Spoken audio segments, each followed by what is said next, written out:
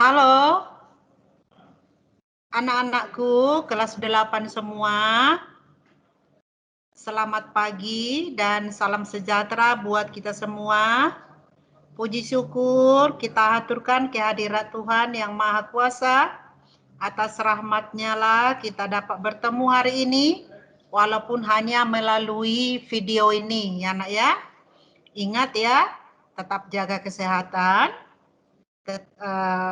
Jangan lupa berdoa, semoga ya pandemi COVID-19 ini cepat berlalu supaya kita bisa belajar beraktivitas seperti biasa. Ya nak ya? Iya. Nah hari ini tadi pelajaran matematika ya. Nah ini sekarang bahasa Indonesia. Bahasa Indonesia ya.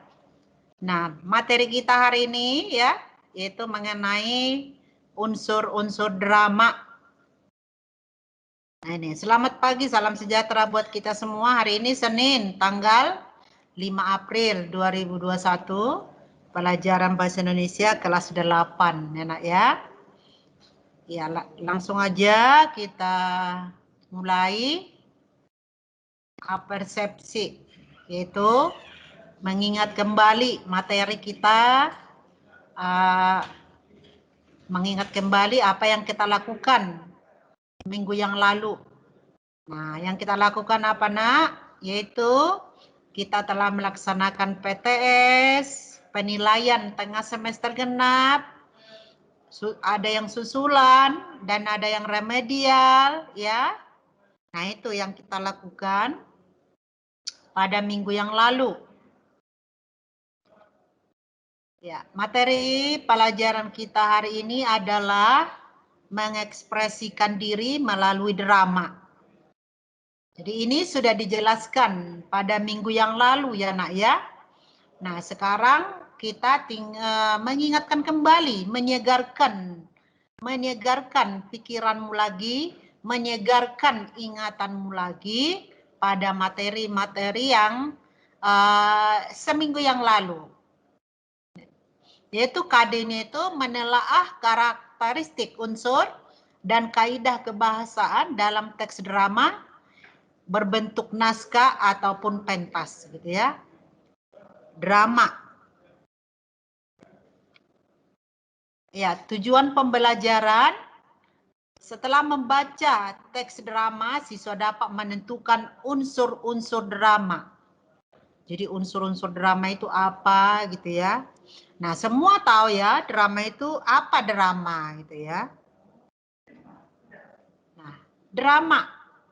Drama merupakan salah satu karya sastra selain puisi dan prosa. Drama berasal dari bahasa Yunani, dram, yang artinya bergerak. Drama berkaitan dengan teater. Kata teater berasal dari bahasa Yunani juga, teatron, yang berarti pertunjukan atau sandiwara. Jadi drama itu adalah kisah kehidupan manusia yang diceritakan di atas pentas. Jadi dipentaskan dengan media percakapan atau dialog, gerak, dan tingkah laku gitu ya. Naskah merupakan hal utama dalam bermain drama karena merupakan panduan bagi para pemeran atau tokoh di atas pentas. Naskah drama berbentuk teks serta ditulis dalam bentuk dialog antar tokoh dalam cerita drama. Jadi drama itu berbeda dengan karya sastra lain ya nak ya. Misalnya puisi, prosa gitu ya, novel, cerpen, dan yang lainnya itu berbeda ya nak ya. Kalau puisi misalnya prosa dan sastra yang lainnya itu mungkin narasi gitu ya. Cerita yang kita baca, baru setelah kita baca kira-kira kita ingin mengetahui isinya apa yang isinya itu secara keseluruhan, itu melalui dengan membaca dengan sungguh-sungguh, membaca dengan mulai dari awal sampai akhir. Nah, setelah membaca keseluruhannya, kita mengerti apa isinya. Kalau drama, itu dipentaskan gitu ya. Jadi kita mengetahui itu apa isinya itu, isi cerita itu setelah dipentaskan oleh tokoh gitu ya. Di sana yang jelas di sana dalam drama itu ada dialog. Dialog itu adalah percakapan antar tokoh gitu ya. Nah, dari percakapan itulah antar tokoh yang satu dengan tokoh yang lain kita mengerti, oh ini maksudnya, oh ini begini ceritanya gitu ya. Dari tingkah laku mereka, dari gerak-geriknya, dari percakapan, dari apa yang diucapkan. Nah, kita dari situ bisa kita mengetahui kira-kira apa isi dari drama itu. Jadi drama itu berbeda dengan sastra yang lain, misalnya puisi dan prosa yang lain itu, misalnya cerpen atau novel gitu ya. Saya ulang sekali lagi, kalau dia puisi, cerpen, novel itu hanya bentuk narasi ya. Dia bentuk tulisan. Nah, kita ingin mengetahui isinya itu setelah kita baca, kita pahami. Nah, kita baru bisa mengetahui isi dari karya sastra itu. Nah, berbeda dengan drama. Kalau drama ini ya dipentaskan gitu ya, Nak ya. Jadi kita bisa mengetahui apa isi dari cerita itu setelah ada dialog antar tokoh, ada geraknya dan ada tingkah laku yang kita lihat di atas pentas itu. Nah, dari situ kita bisa mengetahui, oh ini seperti ini ceritanya. Oh, inilah ceritanya, gitu ya. Iya. Jadi drama adalah dan biasanya drama itu adalah mengisahkan kehidupan sosial manusia itu ya, yang diceritakan dengan media percakapan, dialog gerak dan tingkah laku. Naskah merupakan jadi dalam memerankan drama itu ada naskah. Nah, jadi masing-masing ada naskah. Jadi naskah itu adalah hal utama. Ya, jadi dengan naskah bisa mereka itu berdialog, ya. Yaitu naskah itu untuk sebagai panduan bagi pemeran.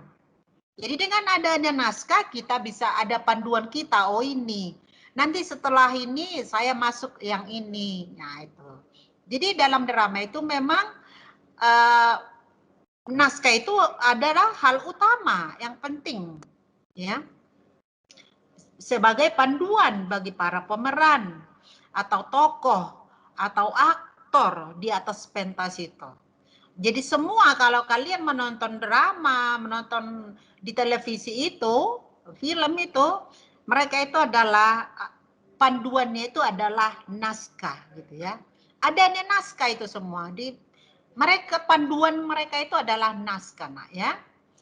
Yaitu berbentuk teks serta ditulis dalam bentuk dialog antar tokoh dalam cerita drama. Mungkin kalian sudah pernah memerankan itu ya. Nah, sebagai ini, kamu sebagai ini, kamu sebagai A, sesuai dengan karakter masing-masing. Mengerti sampai di sana, Nak ya? Ya, jadi saya ulang dari atas, drama merupakan salah satu karya sastra selain puisi dan prosa. Drama berasal dari bahasa Yunani, dram yang artinya bergerak, drama berkaitan dengan teater, pementasan maksudnya, Nak ya. Kata teater berasal dari bahasa Yunani teatron yang berarti pertunjukan atau sandiwara. Jadi pertunjukan dan sandiwara itu dibuat di atas pentas gitu ya. Nah, paham sampai di sana, Nak ya? Iya, kita lanjutkan, Nak. Nah, setelah kita tadi mengetahui apa itu drama gitu ya, pengertian drama. Nah, sekarang kita unsur-unsur pembangun teks drama itu apa ya gitu ya. ada unsur-unsur pembangun drama itu, teks drama itu. Apa saja itu, Nak? Yang pertama adalah tema. Nah, apa itu tema? Nah, tema adalah rumusan intisari cerita yang digunakan dalam menentukan arah dan tujuan cerita. Dari tema, inilah kemudian ditentukan tokoh-tokohnya. Kira-kira apa tema dari drama itu? Ya mungkin cerita mengenai bawang putih, bawang merah misalnya gitu ya. Nah setelah itu barulah ditentukan tokoh-tokohnya. Nah ini ada sebagai tokoh bawang merah, tokoh bawang putih, ada ibunya yang suka marah-marah. Nah itu maksudnya. Setelah kita tentukan itu, yaitu tema drama hari ini adalah bawang putih dan bawang merah misalnya. Nah, setelah ditentukan temanya itu, barulah bisa ditentukan tokoh-tokohnya sesuai dengan tema. Mengerti maksudnya? Iya. Nah, kita lanjutkan, Nak ya. Kita lanjutkan. Yang kedua, kalau tadi unsur-unsur dari drama itu yang pertama adalah tema. Nah, setelah kita menentukan tema, dari tema itu bisa kita dengan mudah untuk menentukan tokoh-tokohnya siapa. Tentukan dulu temanya. Nah, yang kedua, tokoh dan penokohan. Nah, tokoh itu maksudnya adalah aktor, gitu ya, pelaku, tokoh dan penokohan. Jadi tokoh itu dan penokohan itu maksudnya karakter, sifat. Jadi kalau ada bawang putih sesuai dengan karakternya apa di sana? Bawang merah apa itu yang suka marah-marah juga kayak bawang putih itu ya. Ibu yang seru marah. Nah, tokohnya disesuaikan dengan karakter dari cerita itu, dari isi cerita itu gitu ya. Tokoh merupakan pelaku dalam drama. Tokoh, pelaku, ya aktor. Itu maksudnya. Penokohan merupakan cara pengarang menggambarkan karakter. Jadi tokoh itu pelaku, penokohannya itu karakter, ya. Dalam pementasan drama, tokoh mempunyai posisi yang penting. Tokoh merupakan unsur yang paling aktif untuk menjadi penggerak cerita. Dalam drama itu, karena jenisnya pementasan, ya harus ada tokoh. Ada di sana dialog, ya kan? Ada dialog antar tokoh yang satu dengan tokoh yang lain. Nah, kalau ada tokoh di sana, berarti dia itu dari tokoh itu kita tahu karakternya ya. Di setiap tokoh harus aktif dan menjadi penggerak cerita. Jadi itu ciri-cirinya, itu perbedaannya puisi prosa dengan drama. Jadi kalau drama itu kita mengetahui dari percakapan tokoh. Jadi di sana memang tokoh yang berperan aktif gitu ya. Tokoh yang berperan aktif di sana menjadi penggerak cerita gitu ya. Jadi tokoh merupakan unsur yang paling aktif untuk menjadi penggerak cerita. Iya ya, karena memang mereka yang kita lihat, percakapan mereka, dialog mereka yang bisa kita lihat sehingga kita tahu cerita itu seperti apa ceritanya gitu ya. Yaitu dari percakapan tokoh. Tokoh yang satu dengan tokoh yang lain, percakapan, dialog mereka yang kita dengar sehingga kita bisa memahami apa isi dari cerita itu. Oleh karena itu, seorang tokoh harus memiliki karakter kuat agar dapat berfungsi sebagai penggerak cerita yang baik. Itu tadi yang saya sebutkan. Oleh karena itu, seorang tokoh harus memiliki karakter kuat. Misalnya kalau dia bawang merah, seperti apa karakternya? Harus memang menunjukkan bahwa dia itu sombong dengan bawang putih. Nah, ibunya yang suka marah, karakter ibu di sana harus menunjukkan bahwa dia memang sebagai ibu yang pilih kasih dengan anaknya. Nah, itu maksudnya memiliki karakter kuat. Jadi karakter sendiri-sendiri gitu ya, sesuai dengan perannya masing-masing. Paham ya nak ya?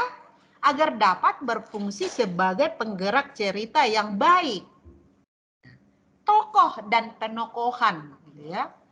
Tokoh itu pelaku ya, dan penokohan itu adalah karakter ya, karakter yang dimiliki. Iya, kita lanjutkan nak ya. Nah, berdasarkan perannya, tokoh terbagi atas tokoh utama dan tokoh pembantu. Apa itu perbedaannya ya?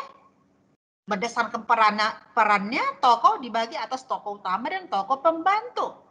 Di mana bedanya itu? Ayo kita lihat perbedaannya. Nah, tokoh utama adalah tokoh yang menjadi sentral cerita dalam pementasan drama. Tokoh utama ditandai oleh 4 hal. Ingat itu ya. Tokoh utama itu ada ditandai dengan 4 hal. Yang pertama, paling sering muncul dalam setiap adegan. Yang kedua, menjadi sentral atau pusat perhatian tokoh-tokoh yang lain. Yang ketiga, kejadian-kejadian yang melibatkan tokoh lain selalu dapat dihubungkan dengan peran tokoh utama. Dan keempat, dialog-dialog yang dilibatkan tokoh-tokoh lain selalu berkaitan dengan peran tokoh utama. Jadi tokoh utama itulah tokoh yang sering muncul dalam cerita itu, gitu ya. Dalam drama sering muncul dan sering dibicarakan, gitu ya. Ya, apa yang dilakonkan di situ selalu ada nama dia, gitu ya. Selalu ada dia, sering disebut. Nah itu yang disebut dengan tokoh utama. Yang paling sering disebut, sering muncul di sana itu, ya, sering dilibatkan dia. Nah itu yang disebut dengan tokoh utama. Nah, tokoh pembantu apa itu ya? Iya, tokoh pembantu itu adalah tokoh yang dilibatkan atau dimunculkan untuk mendukung jalan ceritanya itu. Pendukung, nah. Tokoh pendukung gitu ya. Selain tokoh utama, pasti ada tokoh lain. Nah, itu yang disebut dengan tokoh pembantu. Adalah tokoh yang dilibatkan atau dimunculkan untuk mendukung jalan cerita dan memiliki kaitan dengan tokoh utama.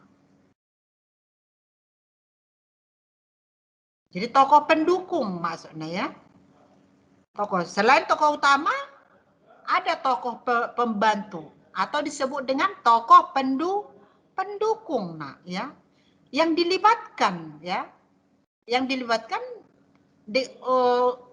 untuk mendukung jalan cerita dan memiliki kaitan dengan tokoh utama. Paham sampai di sana, nak? Iya. Nah, kita lanjutkan ya. Nah, watak ini. Kalau tadi tokoh ada 2. Tokoh utama, tokoh pembantu, atau tokoh pendukung.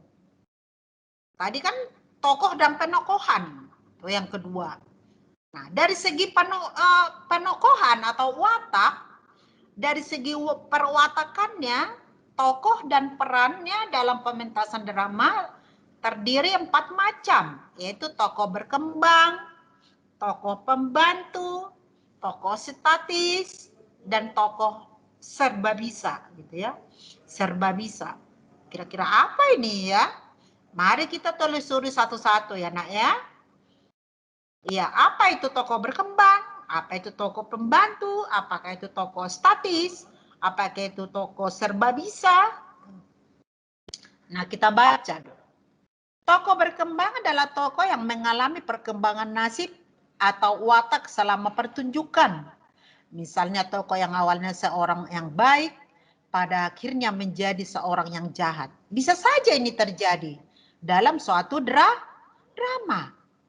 Awalnya dia orang yang baik ya, Tetapi karena mungkin ada pengaruh atau apa, pada akhir cerita bisa dia menjadi seorang yang jahat. Itu maksudnya. Tokoh berkembang, berubah maksudnya di situ ya.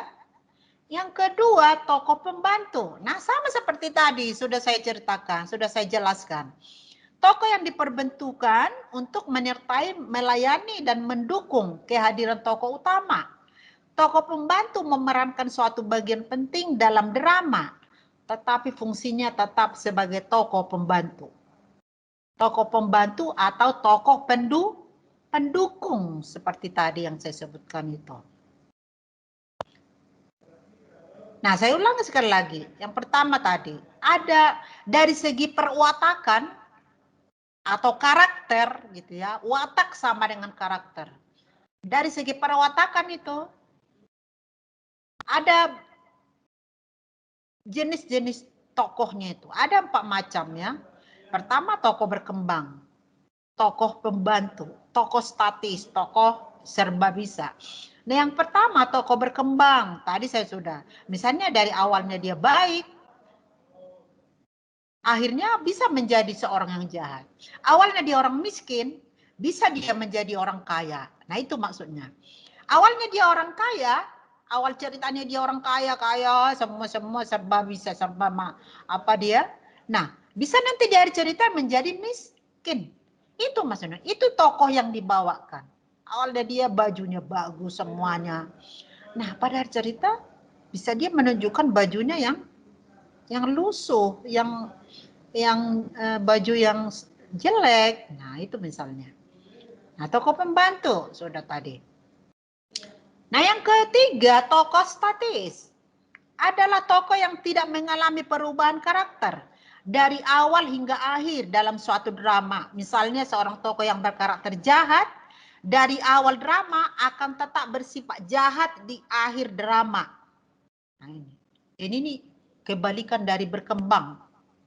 Tadi tokoh berkembang dari miskin bisa nanti akhir cerita, awalnya miskin, akhir cerita bisa menjadi kaya, kan gitu tadi ya, saya jelaskan.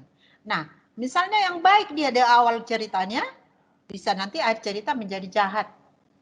Sedangkan tokoh statis justru, kalau dia mulai dari awal dia memang karakternya jahat, sampai akhir drama dia tetap berkarakter yang jahat.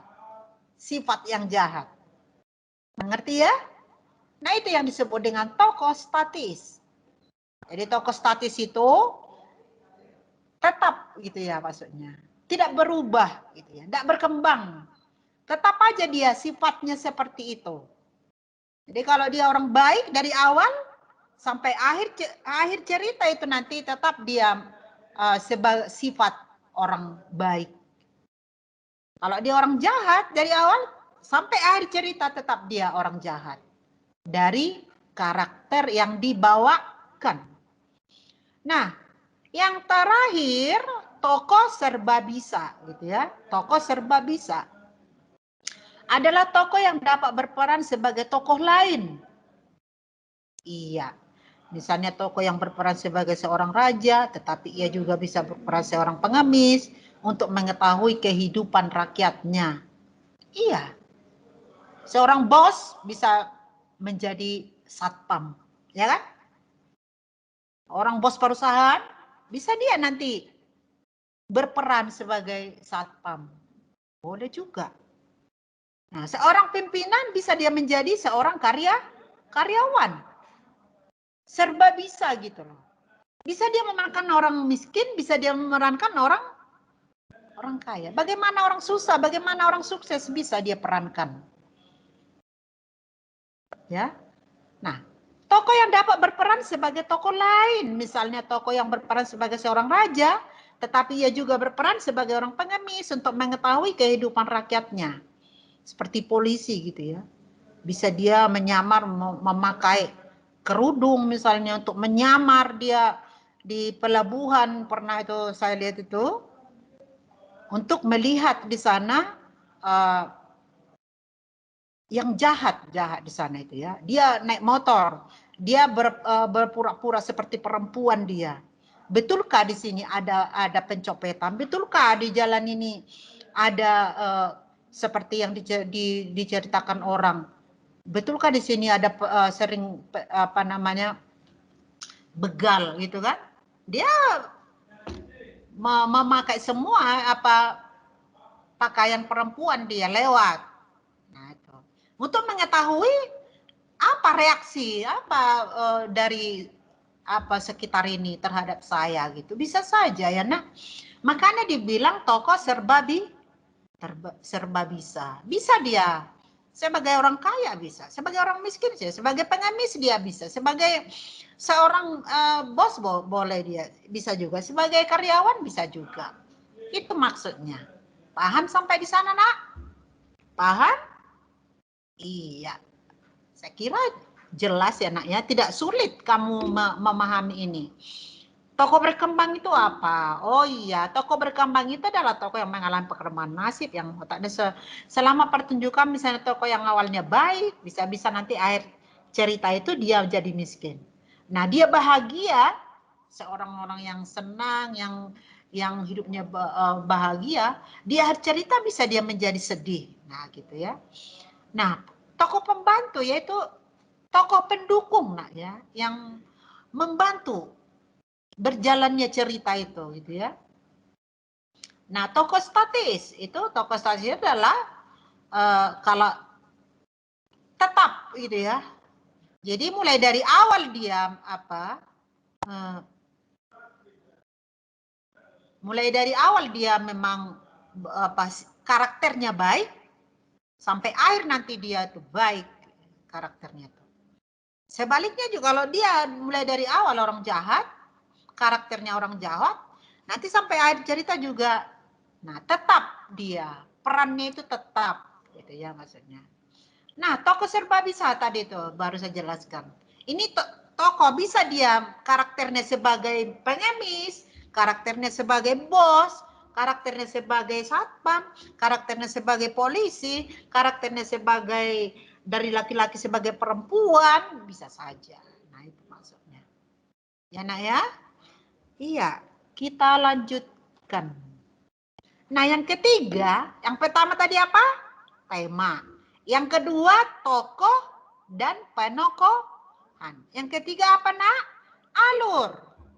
Nah, kita lihat ini, alur. Apa itu alur ya? Alur itu adalah jalan ceritanya, rangkaian peristiwanya, dan konflik yang menggerakkan jalan cerita dalam drama. Alur drama mencakup bagian pengenalan cerita, konflik awal, perkembangan konflik, dan penyelesaian. Itu alurnya. Ini sudah sering ini ya, kalau cerita atau semua cerita itu ada alurnya. Nah, bagaimana awalnya cerita itu? Terus selanjutnya bagaimana? Selanjutnya bagaimana? Terus akhir ceritanya bagaimana? Itu maksudnya. Alur ya, rangkaian peristiwanya. Urutan peristiwanya itu maksudnya alur. Nah, bagaimana urutan ceritanya itu ya? Gitu ya. Nah, jadi kalau kita membaca suatu cerita atau menonton suatu film atau drama, harus kita ketahui alurnya, gitu ya. Jalan ceritanya seperti apa, ya. Urutan ceritanya seperti apa, gitu ya. Nah, itu dia. Dikatakan alur. Jadi unsur-unsur dari drama itu yang pertama tema, menentukan tema. Yang kedua adalah tokoh dan penokohan. Yang ketiga alur. Nah, yang keempat latar. Apa itu latar ya? Latar adalah keterangan mengenai ruang, tempat, waktu, dan suasana. Penjelasan latar dalam drama dinyatakan dalam petunjuk pementasan. Bagian itu disebut dengan kramagung. Ingat ya, petunjuk pementasan dinyatakan dalam petunjuk pementasan, bagian itu disebut dengan kramagung. Harus diingat itu ya.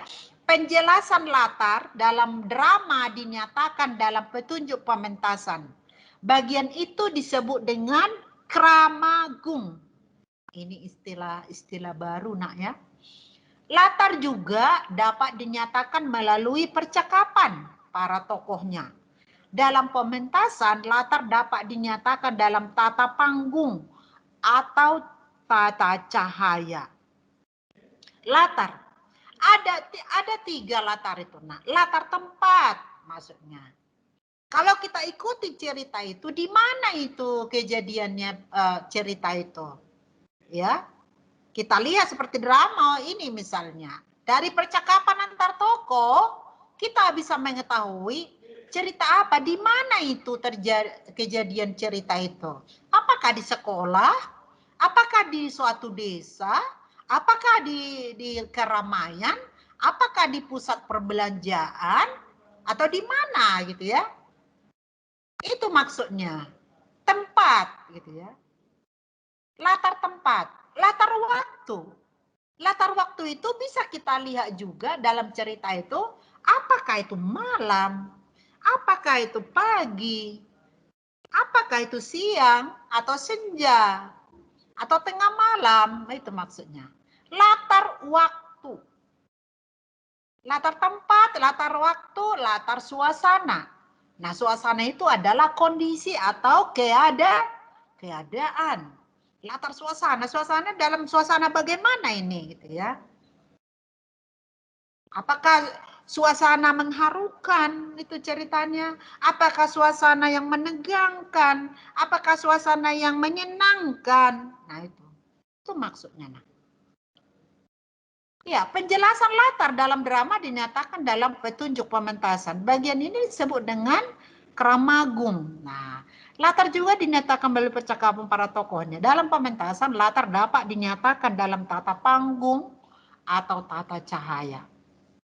Jadi ingat ya, unsur-unsur dalam drama itu ada pertama tadi tema, kedua tokoh dan penokohan, dan tokoh itu terbagi lagi, karakternya tokoh itu terbagi-bagi lagi. Nah, yang ketiga alur, yang keempat latar. Kita lihat selanjutnya. Nah, sekarang dialog. Nah, ini. Di dalam drama itu memang dialog itu, ya. Ini yang dalam drama memang yang untuk mengaktifkan cerita itu adalah adanya dialog. Ada 3 elemen dalam dialog. Ketiga elemen tersebut adalah tokoh, wawancang, dan kramagung. Ada 3 elemen dalam dialog. Ketiga elemen tersebut adalah tokoh, wawancang, dan kramagung. Yang pertama, tokoh adalah pelaku yang mempunyai peran yang lebih dibandingkan pelaku-pelaku lain. Sifatnya bisa protagonis dan antagonis. Apa itu protagonis, Nak? Apa itu protagonis? Iya, yang karakternya yang dia memerankan orang yang baik.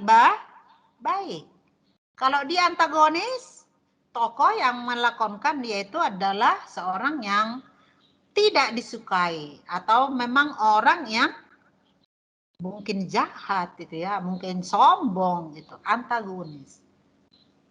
Mengerti maksudnya protagonis dengan antagonis ya? Protagonis adalah yang tokoh yang melakonkan orang baik-baik. Kalau antagonis, tokoh atau pelaku yang melakonkan yang jahat, gitu ya. Nah, yang kedua wawancang. Apa itu wawancang ini, gitu ya? Adalah dialog atau percakapan yang harus diucapkan oleh tokoh cerita. Dialog atau percakapan yang harus diucapkan. Jadi harus diucapkan, harus dengan jelas dia apa yang mau diucapkan. Yang ketiga, kramagung adalah petunjuk perilaku, tindakan atau perbuatan yang harus dilakukan oleh tokoh dalam naskah drama. Kramagung ditulis dalam tanda kurung, biasanya dicetak miring. Ya, jangan lupa ya nak ya, dialog itu ada 3 tokoh, wawancang, kramagung. Ya. Kita lanjutkan, nak ya. Nah, ini dia. Yang disebut tokoh ya ini Ibu, Rizky, Jihan, Rizky. Wawancang itu ya ini. percakapannya itu, ya, percakapannya itu. Nah itu. Nah yang keenam, kalau tadi kan ada amanat, tokoh dan penokohan, alur, gitu ya. Nah dialog, nah sekarang amanat. Amanat drama adalah pesan yang ingin disampaikan pengarang kepada penonton. Amanat drama atau pesan yang disampaikan melalui peran para drama itu. Amanat maksudnya nasihat. Nah. Apa nasihat? Apa nilai positif yang bisa kita ambil dari cerita itu gitu maksudnya. Apa itu nasihat? Apa itu yang bisa kita petik dari cerita itu? Apa nilai positif gitu ya? Itu maksudnya. Amanat, pesan atau nasihat, itu maksudnya amanat itu. Ya nak ya? Iya, sudah saya jelaskan kemarin. Ini mengingatkan kembali nih, ya kan? Iya. Nah, yang terakhir bahasa, ya. Bahasa merupakan media komunikasi antar tokoh. Bahasa bisa juga menggambarkan watak tokoh, latar, ataupun peristiwa yang sedang terjadi. Jadi dalam dialog, dalam drama itu, dalam drama ya dialog antar tokoh itu haruslah menggunakan bahasa yang memang mudah dipahami, ya, mudah dipahami oleh orang lain, ya. Iya. Sehingga apa yang disampaikan dengan bahasamu itu orang bisa mengerti dan cepat memahami isi dari cerita itu. Bisa dipahami sampai di sana, Nak? Iya, kita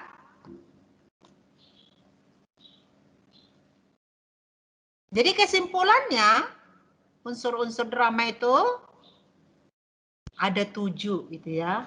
Masih ingat kan? Tadi saya jelaskan semuanya itu kan? Yang pertama tema, yang kedua alur, yang ketiga tokoh dan penokohan, yang keempat latar, yang kelima dialog, yang keenam amanat, yang ketujuh bahasa. Bisa diingat itu ya? Itu tadi sudah dijelaskan. Saya sudah menentukan unsur-unsur drama. Ya, saya sudah menentukan. Nah, sekarang ayo evaluasi. Coba dulu kerjakan satu soal ini. Kita kerjakan ya nak ya. Nah, saya baca. Kamu juga membaca. Sama-sama kita membaca dalam hati ya. Dibaca dalam hati. Dalam hati. Nah, kira-kira ada di sana jawabannya. Apa jawabannya ya?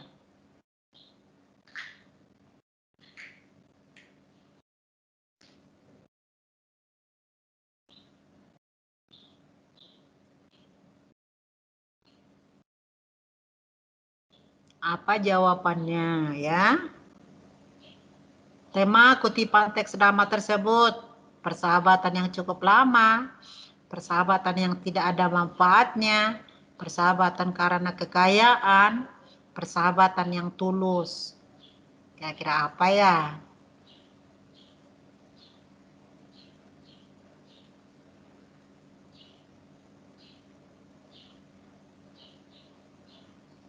Nah, kita lihat. Jawabannya C. Nah, bisa kamu baca lagi nanti ya. Nanti saya kirim ya, Nak ya. Saya kirim nanti ke melalui Google Classroom ya, Nak ya. C, kenapa C? Nah, tuh. Nah, ini tugas, Nak ya. Jadi tugasnya itu asal-usul Danau Toba. Prolognya ada di sana. Nah, pertanyaan setelah membaca teks drama di atas, asal mula Danau Toba. Nah, ada tugasnya di sana. Jadi pertemuan berikutnya untuk hari Rabu struktur dan ciri kebahasan naskah drama. Ya, demikian penyampaian materi untuk hari ini. Atas perhatiannya saya ucapkan terima kasih nak ya. Jangan lupa mengerjakan tugas-tugasnya ya. Jangan nanti sampai nilainya kosong. Jadi diingat itu, dikerjakan tugas-tugasnya setiap bidang studi. Ya tolong jangan sampai nanti nilaimu kosong ya nak ya. Iya. Akhir kata, saya ucapkan terima kasih. Salam sejahtera buat kita semua. Selamat pagi.